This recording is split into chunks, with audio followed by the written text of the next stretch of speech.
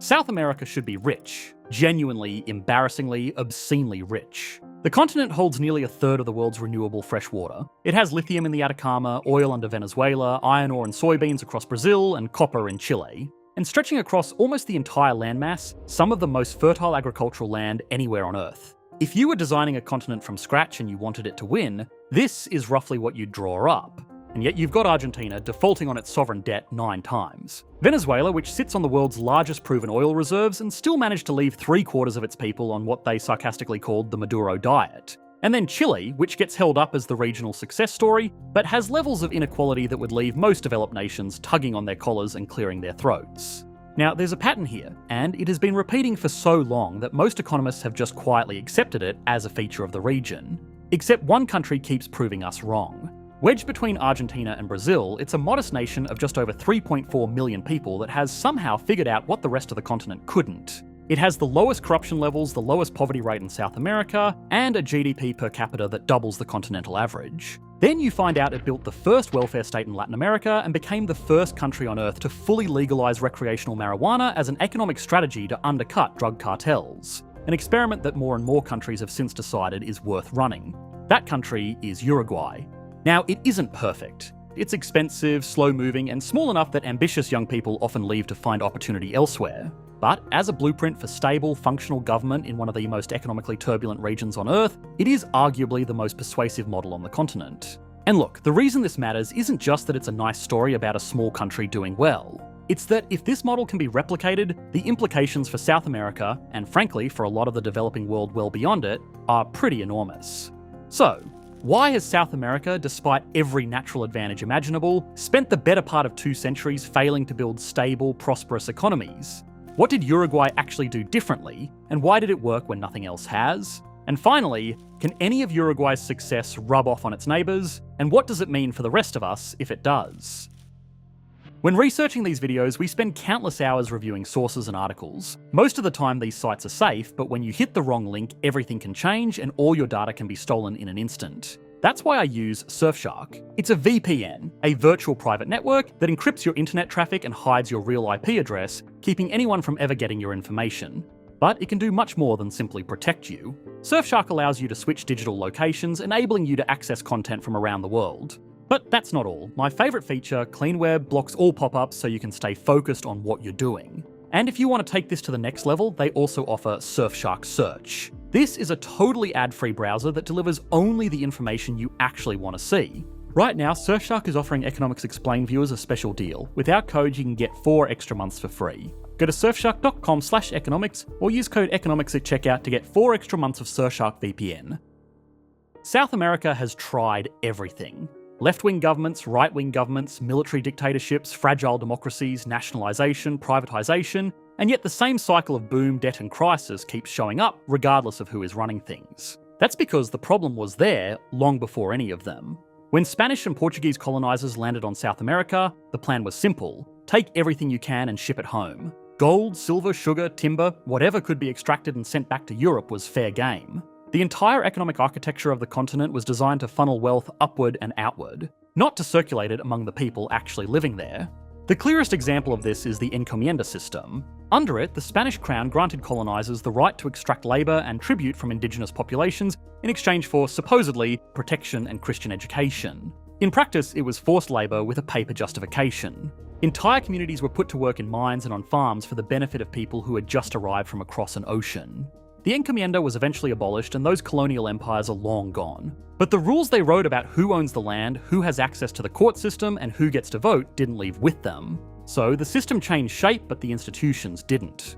Areas with the highest colonial land concentration still show lower income and weaker state capacity today. In Colombia, Chile, and even Uruguay, 3 of the more stable and developed countries on the continent, the top 1% of households still own around 40% of total wealth. Brazil's original land was divided into enormous slices in the 1530s and handed out to the Portuguese king's personal acquaintances. Today, more than 500 years later, those areas still have land concentrated in fewer hands and governments that spend less on their populations. If the unequal institutions weren't enough, South America also inherited an economy built almost entirely around digging things out of the ground and selling them. Countries where raw materials make up more than 60% of everything they export have commodity dependence. And incidentally, every country in South America clears that threshold. Every single one. That matters because commodity prices spike and collapse, and take entire national budgets with them when they do.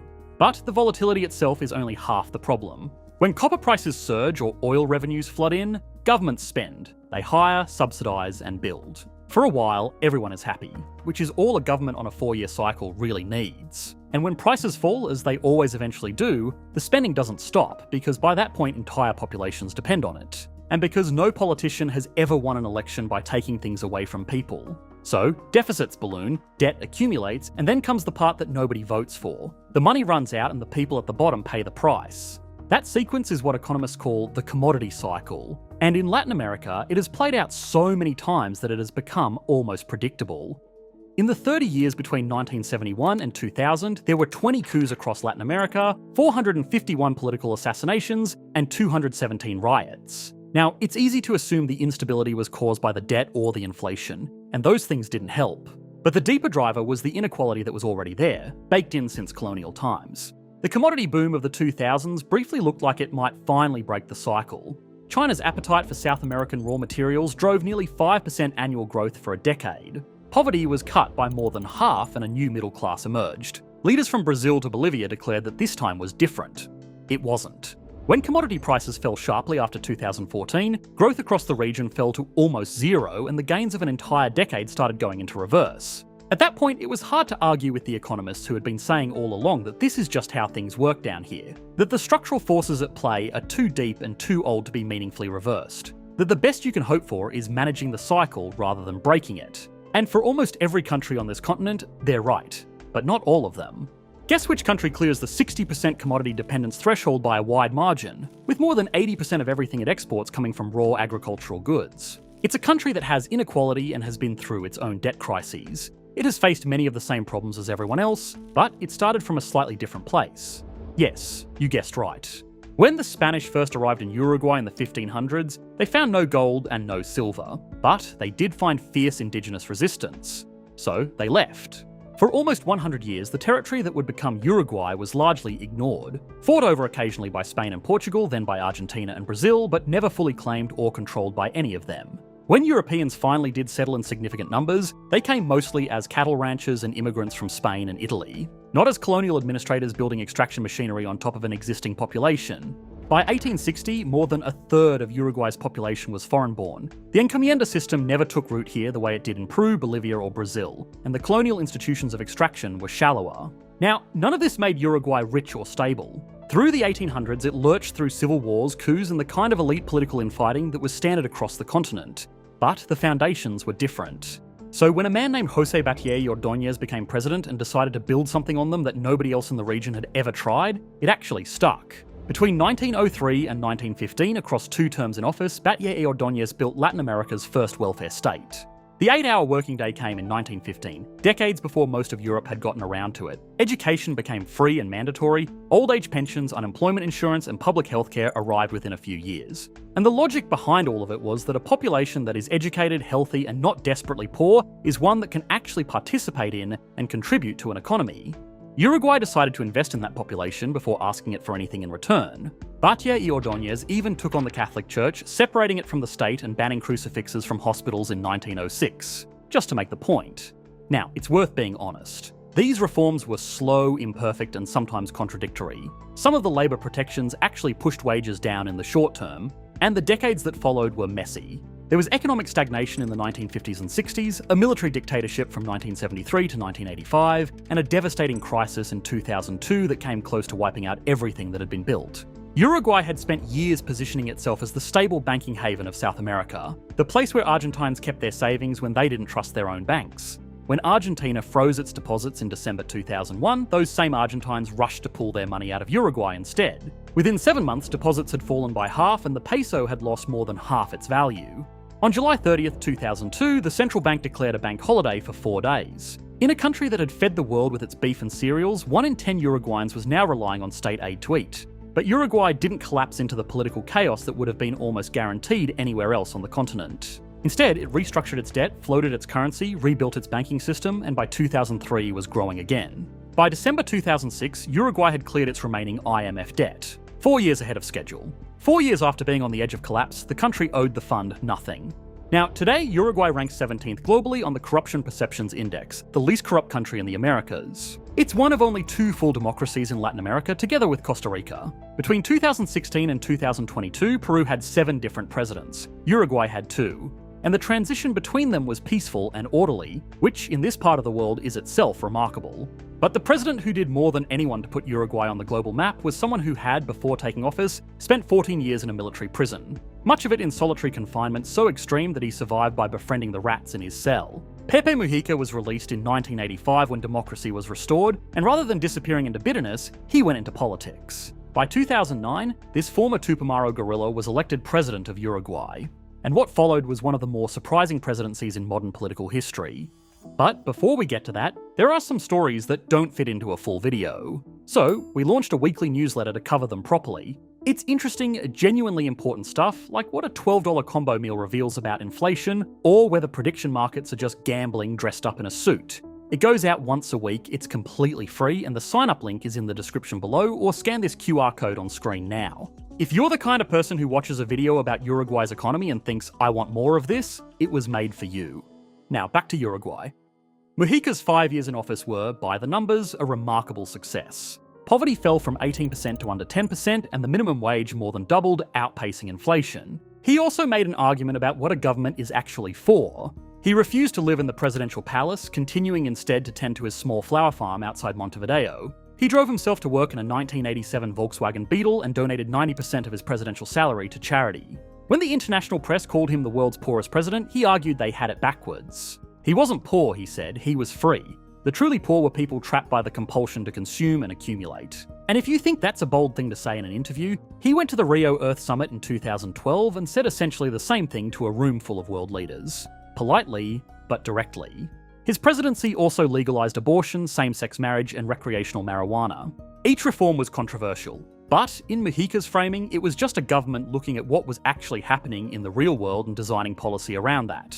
The marijuana law makes the point best. Uruguay's cannabis black market was worth tens of millions of dollars a year, all of it going to drug cartels. Mujica's argument was that if the state controls the market, the cartels don't. So, in December 2013, Uruguay became the first country on Earth to fully legalise recreational marijuana at a national level. The opposition complained and international bodies pushed back, but it worked. Now, Uruguay today is not a utopia. Crime has risen, particularly in Montevideo, and the fiscal deficit that grew during Mujica's presidency forced his successor to raise taxes. The cost of living is high, sometimes higher than parts of Western Europe, and the job market is small enough that ambitious young people still seek opportunities elsewhere, which is the contradiction at the heart of the whole story. A country that built a life worth staying for, and still can't quite keep people from leaving. And yet, despite all its problems, Uruguay has found a way out of the boom, debt and crisis cycle. Something that most of its neighbours have spent 2 centuries failing to do. Which raises an obvious question. If a small country with no oil, no mineral wealth, and a history of civil wars and military dictatorships managed to build the most stable, least corrupt democracy in the Americas, why hasn't anyone else copied it? The easy answer, the one you hear a lot in Brazil and Argentina, is that Uruguay is just too small. 3.5 million people, and more than half of them living in the capital's metro area. So it's easy to govern, easy to build consensus, and easy to maintain institutions when everyone more or less knows each other. Now, that argument is not entirely wrong. Small size does help, but it is also a very convenient excuse for doing nothing. El Salvador has 6.4 million people, Paraguay 7 million, and neither of them has managed to build anything resembling what Uruguay has. Others say Uruguay is homogeneous, that its European immigration history made it culturally cohesive in a way that its neighbours aren't, and that cohesion is what makes the institutions work. This argument drifts into ethnic determinism and oversimplifies Uruguay's ethnic diversity, but it gets repeated enough that it's worth addressing. Afro-Uruguayans make up around 10% of the population and have faced persistent discrimination and economic exclusion. Uruguay is not a monoculture. It never was. So, what actually explains why the model hasn't travelled? Well, let's be honest, some of what Uruguay built can't be copied. The shallower colonial institutions established as Uruguay's starting advantage aren't replicable. You can't go back and unbuild the encomienda system in Peru or undo 500 years of concentrated land ownership in Brazil. The path dependence of those institutions is real and it matters. But the thing is, most of what Uruguay actually did doesn't require a specific population size or a specific colonial history. The proof that left and right governments can transfer power without dismantling each other's work can be copied. So can investing in people before demanding returns from them. But these efforts require political will and time, which admittedly are two things that are in very short supply in most of the region. And yet, when Uruguay figured out how to generate nearly 99% of its electricity from renewable sources and halve its energy costs in under a decade, its neighbours noticed and said they wanted to follow suit. Uruguay has no oil, no coal, no natural gas to speak of. For most of its history, that was a serious liability. In dry years when the hydroelectric dams ran low, the country had to import fossil fuels and the cost overruns could hit $1 billion, roughly 2% of GDP for a country this size. But everything changed when a particle physicist named Ramon Mendez-Galán wrote a plan to fix it. Uruguay had a lot of flat, windy, largely uninhabited agricultural land and no domestic fossil fuels. So his plan was to cover the grasslands with wind turbines, build the grid around renewable sources, and stop sending money overseas for oil. The president read the plan and called him up. Mendez-Galán became National Director of Energy, and in under a decade, Uruguay went from regular blackouts and imported oil to generating nearly 99% of its electricity from renewable sources. Part of what made that possible was that Uruguay's electricity grid was already state-owned. There were no private companies to lobby against the plan and no shareholders to protect. The state decided what the public good required and built it. Uruguay runs its power, its water, and its internet the same way, as public utilities rather than profit centres. It's not the cheapest approach, but when the government decided to transform the grid, nothing stood in the way. Mendez-Galán himself argues this model can work anywhere, that the only thing standing between most countries and energy independence is the willingness to change the rules.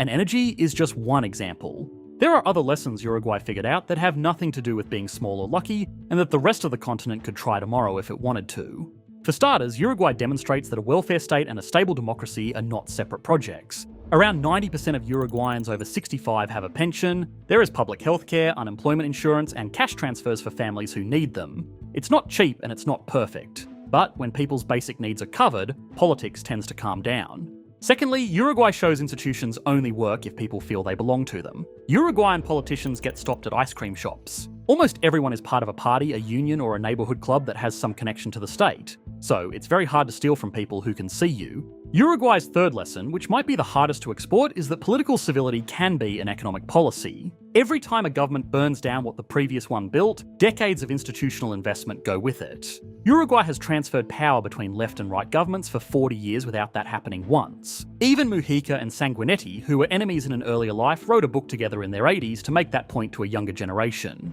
And the last lesson is something Uruguayans call doing things a la Uruguaya, which means slowly and deliberately. They do referendums and debates and more debates until everyone is tired of talking about it and the reform finally passes. It's frustrating. Investors complain about it constantly, but once a change gets through that process, it sticks. Governments don't come in and spend their first year undoing everything the previous government did. Now, let's imagine South America actually learns from this. The continent has 5.5% of the world's population. It has the farmland, the water, the minerals, and the geography to be one of the great economic engines of the 21st century. Instead, it has grown at an average of about 1% a year for the last decade, the lowest growth rate of any region on Earth. The global economy has benefited enormously every time a large developing region has stabilised and grown. When East Asia developed, hundreds of millions of people lifted out of poverty, becoming consumers, producers, and investors. New industries and supply chains emerged, creating new demand for everything from cars to medicine to education. The world got richer because East Asia got richer. South America has been waiting to do the same thing for 2 centuries. It has everything East Asia had and more. What it hasn't had is the institutional stability to get there. If that changes, even partially and slowly, a genuine middle class will emerge. Not the fragile kind that appeared in the 2000s and then evaporated. A real one.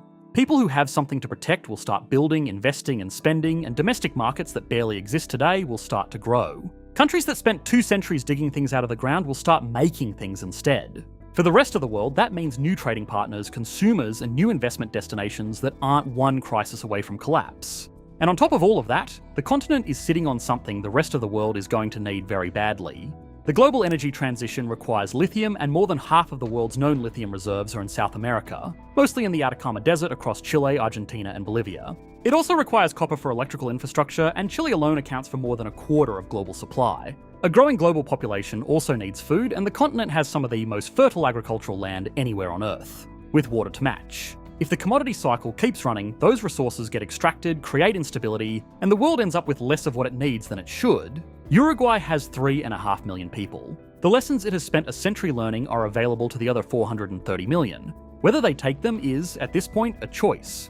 Now, Brazil is probably the most dramatic version of this story. The 9th largest economy on Earth, sitting on extraordinary natural wealth with a middle class that spent a decade growing and then watched it all go into reverse. It has been on the verge of becoming a genuine global power for about 50 years, and it's still on the verge. We've made an entire video unpacking it. You should be able to click to it on your screen now. Thanks for watching, mate. Bye.